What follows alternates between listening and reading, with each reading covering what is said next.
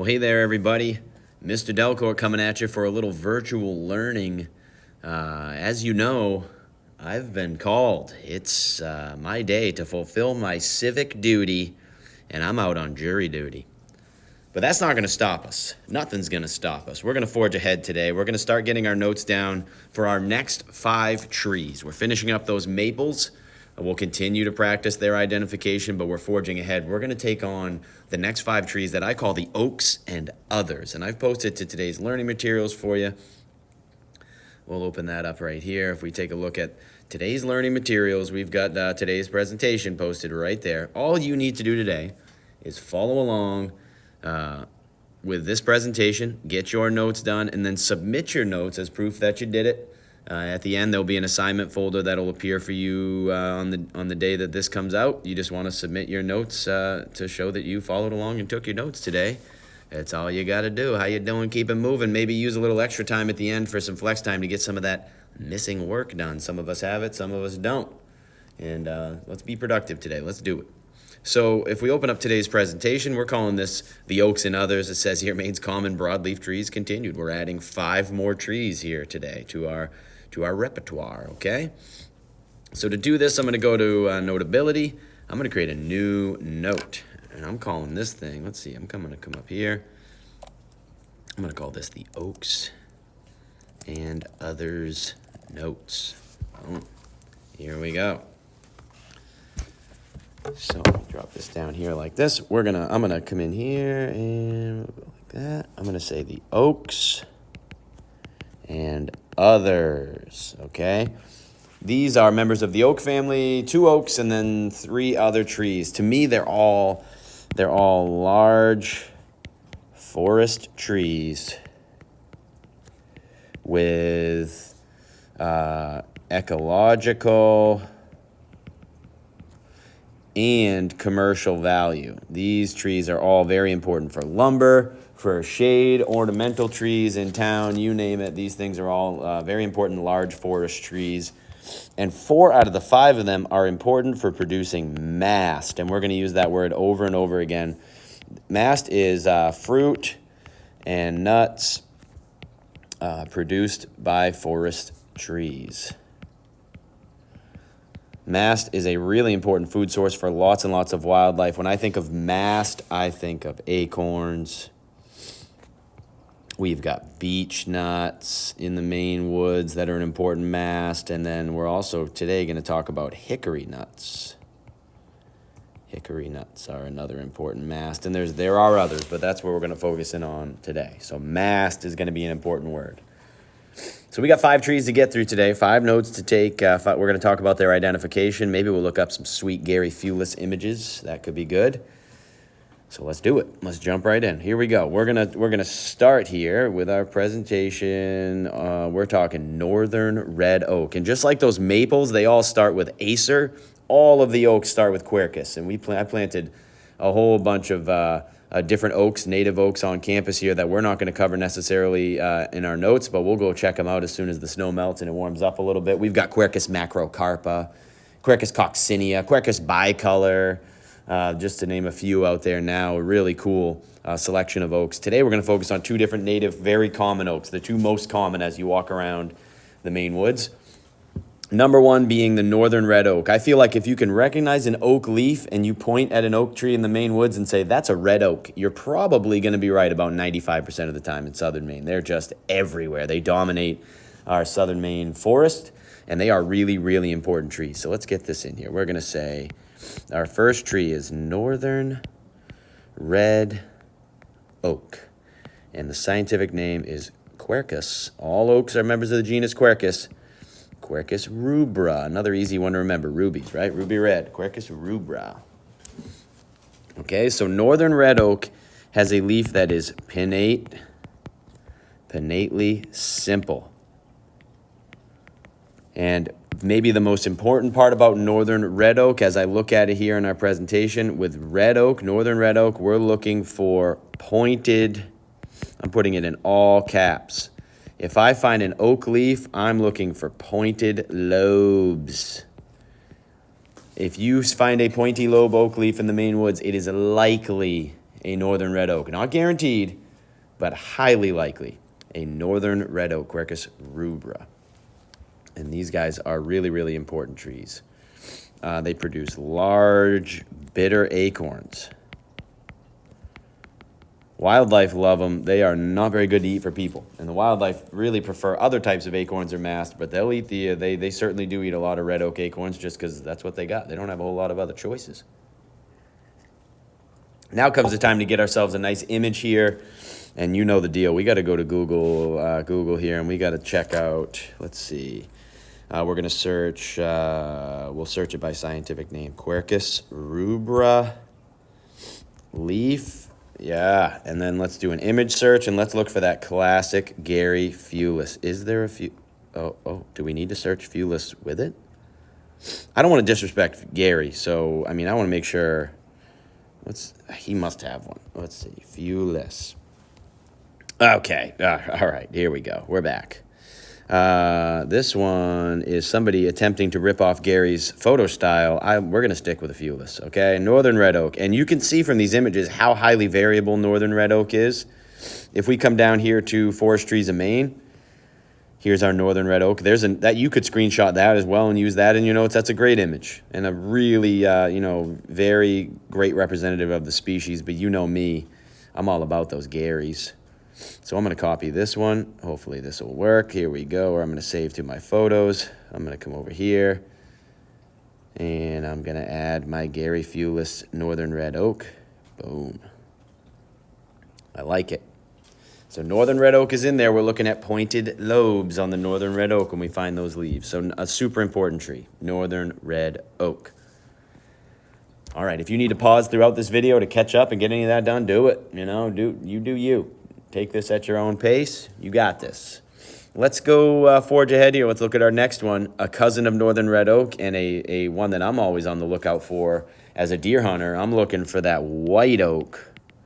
White oak. And this is Quercus, because it's an oak. Quercus alba. We have a nice, beautiful white oak right on the corner of Fairfield Street when you pull onto campus by the Latin Building. Big, beautiful white oak.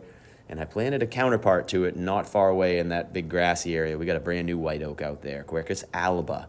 Alba is white in Latin, I believe, and when you think about white animals, we call them albino. All kinds of examples of that root word alba coming in. Quercus alba is white oak. Okay, and again, it's an oak leaf. It's pinnately simple. All of these trees today are going to be alternately arranged. I might even put this in here. Alternate on my Northern Red Oak, pinnately simple. Alternate on white oak. But now with white oak, we're going to be looking for these rounded lobes. Let's take a look at Forest Trees of Maine. These are all, pointed lobed, rarer ones. Here we go with our white oak, Quercus alba. Can you see the oak vibes it's got to it? It's got, again, it's pinnately simple, big giant lobes, deep sinuses, just like all the other oaks, but this thing has these beautiful rounded lobes. I just love the look of white oak. It's a really pretty leaf, and when you see them in the woods, they kind of jump out at you. So this thing has rounded lobes. Really important to look for those rounded lobes, and these things have green acorns that are less bitter. The wildlife love white oak acorns, and that's why I told you as a deer hunter, early season, early archery season, I'm on the lookout for white oaks that might be dropping acorns. That is deer candy. They will flock to a white oak tree. Same with turkeys and squirrels and every creature in the woods. If there's a white oak tree with ripe acorns, they are under it feeding. And quite honestly, I very rarely find white oak acorns on the ground. That's because most of them get eaten before they hit the ground. The squirrels are harvesting them up in the trees before they ever drop. But if you can find one hitting the ground, there will be deer around it in September. These drop a little earlier than the red oak acorns, and the white oaks actually ripen and germinate in the fall, whereas red oak acorns, they overwinter in the leaf litter and then will germinate and sprout in the springtime. So a little bit different system, white and red oak, but they're both super important trees. White oaks, really, really great trees. So let's find ourselves a white oak Quercus. I'm just going to edit my search here. Quercus alba leaf. We'll look. Okay, where's our Gary Fulis? Ooh, this one has two different ones in it. I don't know. Is this a Fulis over here? That's a nice looking one. Maybe we'll stick with this one here. I like it. White oak can have a lot of different forms. This one shows both forms with, two different forms with, one has very deep sinuses and kind of narrower lobes. You see a variety. You could find leaves that look like that on the same tree. So I like that he's done that there. It's a lot of variety, but those rounded lobes are the dead giveaway with white oak. So let's add that image to our notes here. We'll pop that right in there. Boom.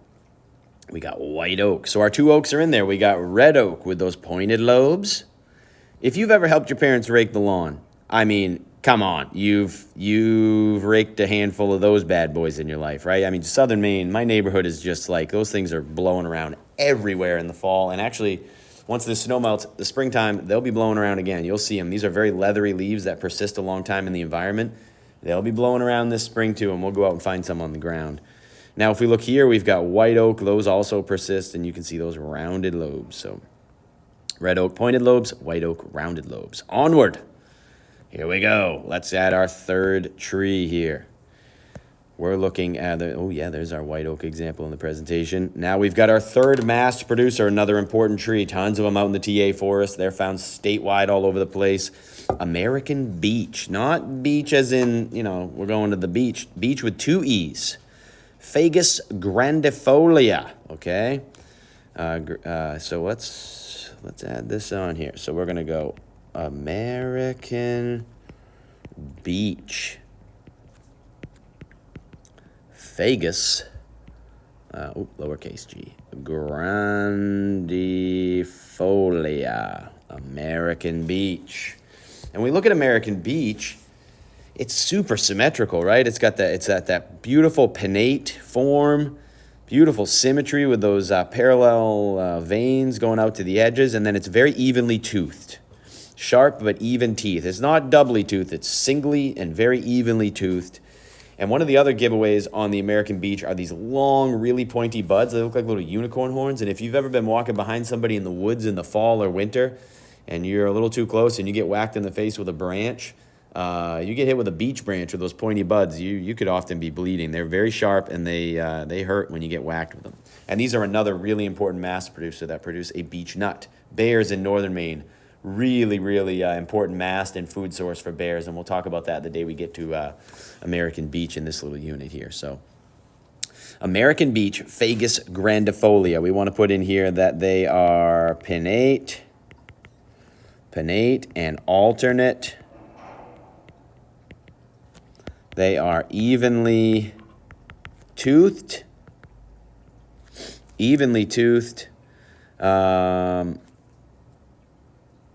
Yes, and we want to note those long, pointy buds.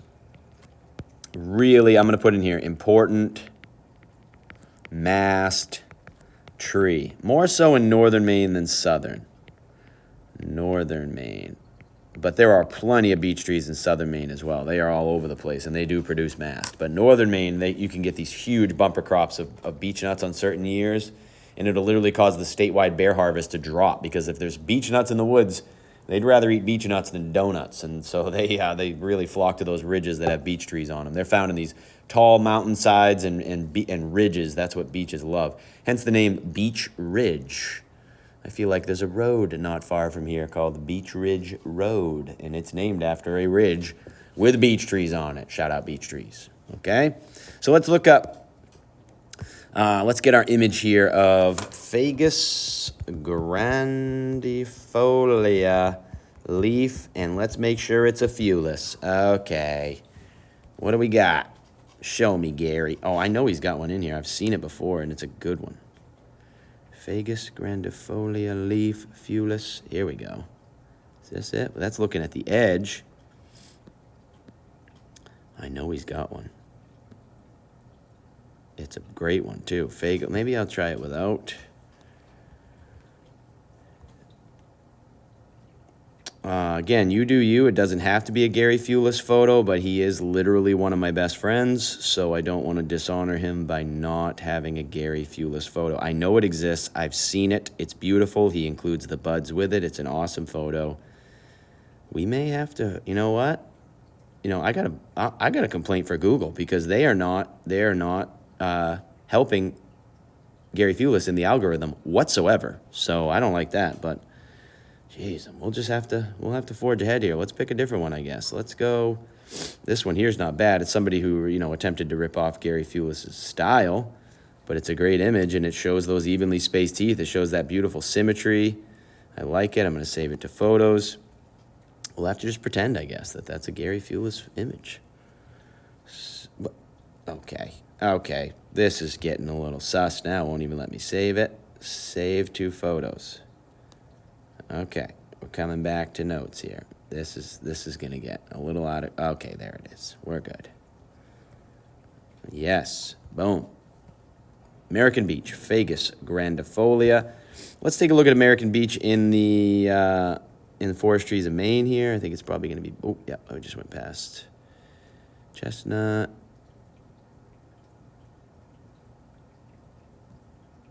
Where is Beach? Just saw the other one. Let's use the search option here. Let's look up Beach. Searching. American Beach, page 1. Oh, that's not what you want. Okay, this is just getting out of hand now.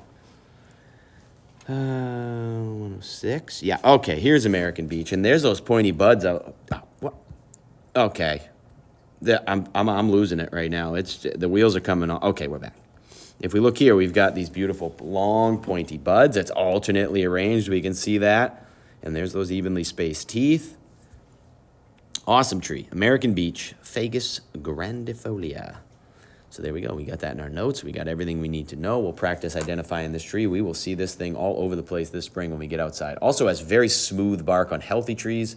Pretty bumpy on other ones. We'll talk a lot about that on the day we do on Beach. All right, 2 more trees here. We got 2 more. We're almost done.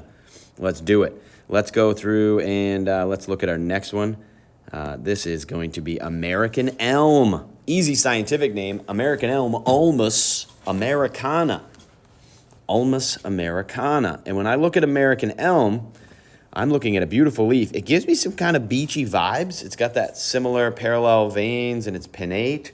But the dead giveaway on American Beach, or I'm sorry, on American Elm is that offset base. Take a look at the base of that leaf right there. Notice how offset it is. There are not many trees in the Maine woods that are offset at their base. I can think of 3, and American Elm is one of them.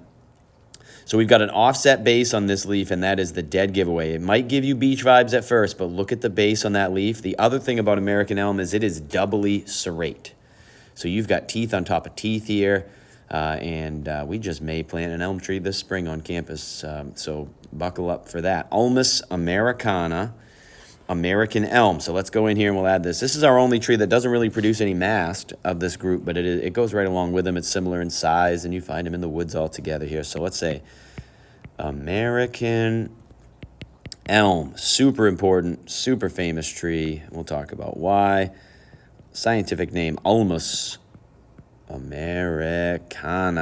Good. American Elm. Okay, so again, it's pinnate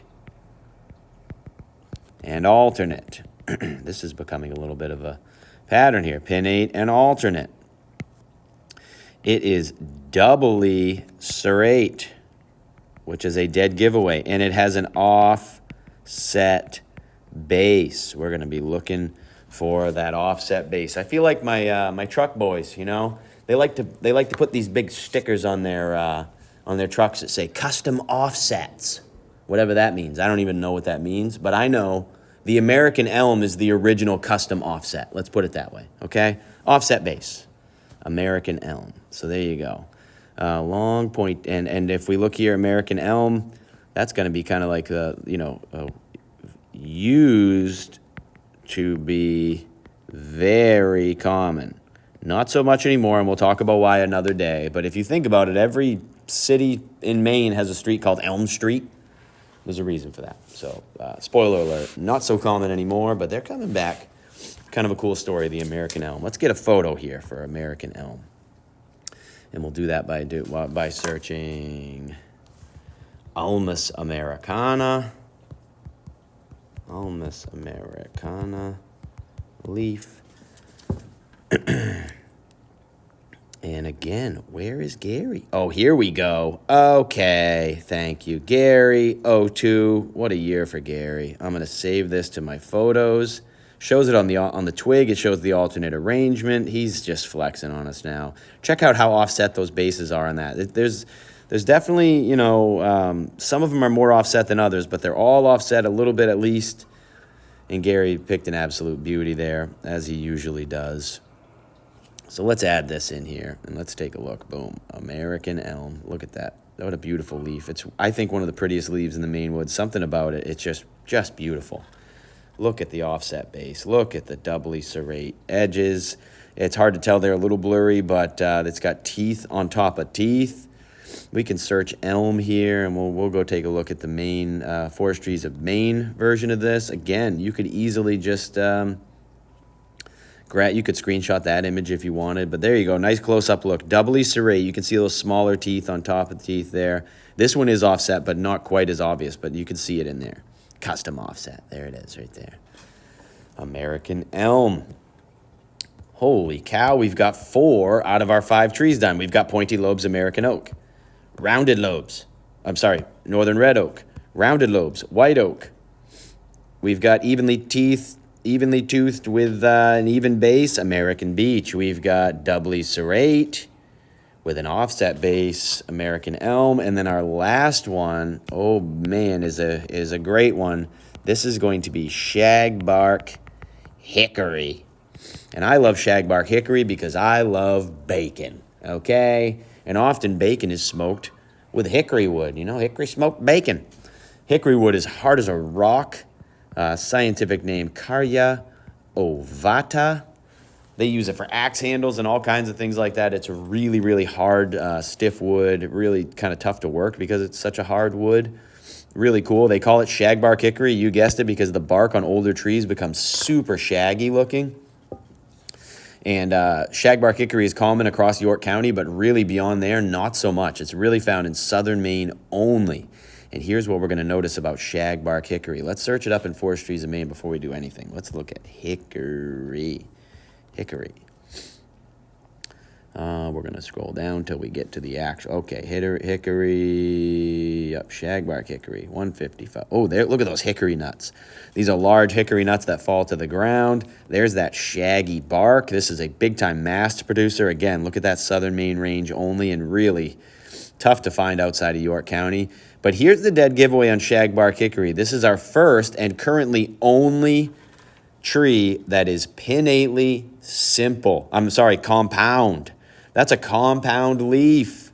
Look at that. That whole thing, all 5 of those leaflets are part of a single leaf, and these leaves get huge. You can see there, that's a little 6-inch ruler going across the middle, which means that leaf itself is more than a foot long, and they get bigger than that. They get more than a foot wide. They're huge, these leaves. So shagbark hickory is easy to find in the woods by those pinnately compound leaves. And it is the only one thus far in our 10 trees to know that is pinnate and compound, okay? So let's do this. Is pinnate and compound. We currently have 2 shagbark hickory trees established on campus, and I just planted 2 more. That's how much I love them. I love those things. They're great trees, great mast producers for our squirrels someday. Really cool trees. Hickory nuts in Maine Fish and Wildlife, we usually try eating them, and they're delicious, like delicious, right off the ground. Crack those things open. They're yummy. So it's pinnate and compound, large leaves, and shaggy bark. I feel like they grow straight as an arrow, too, in the woods. You find their trunks are like crazy straight, usually in the woods when you find them.